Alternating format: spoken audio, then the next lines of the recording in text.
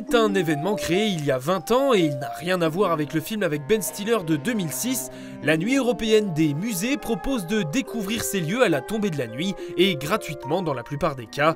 Nous avons posé notre caméra samedi soir à Mirecourt et à Remiremont, 2 salles, 2 ambiances. On débute donc dans la plaine où le public était convié à découvrir le patrimoine muséal de la cité des Luthiers au travers d'une déambulation, comme ici à la Grange-à-Son pour découvrir l'avancée du travail d'un geste à soi, la résidence artistique de la compagnie L'Aéronef. Très varié, c'est bien de faire des choses comme ça dans des villages, dans des endroits où c'est un tout petit peu retiré des grandes villes et des grandes expos.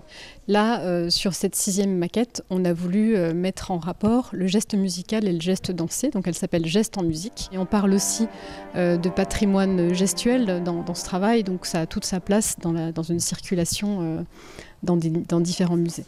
Du côté de la cité des Chanoinesses, cette fois, détour par le musée Charles de Bruyère, personnage incontournable de la vie romarie-montaine de la fin du 19e siècle. Alors Charles de Bruyère, c'était un collectionneur qui était aussi avocat et donc qui a rassemblé une grosse collection d'art avec des artistes vosgiens, mais aussi des collections ethnographiques et de la peinture, de la sculpture, un peu de tout. Saint-Romaric et Saint-Amer ont donc créé ce couvent de femmes. Au programme, une visite classique du musée avec un guide conférencier, mais aussi un petit voyage dans le temps, dernier réglage. Je dis luxueux, on insiste sur luxueux.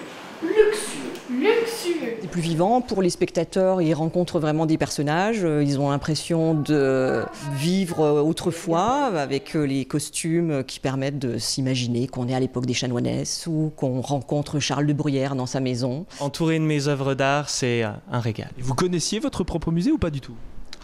Non, je ne connaissais pas mon musée avant d'avoir été embarqué dans cette aventure théâtrale. Nous faisons une visite guidée avec l'option théâtre et je suis une chanoinesse, donc c'est une dame noble. Là, on refait un peu le début pour voir ce que ça donne. Cette année, selon le ministère de la Culture, c'est un peu plus de 3000 musées qui ont ainsi ouvert gratuitement leurs portes le temps d'une nuit.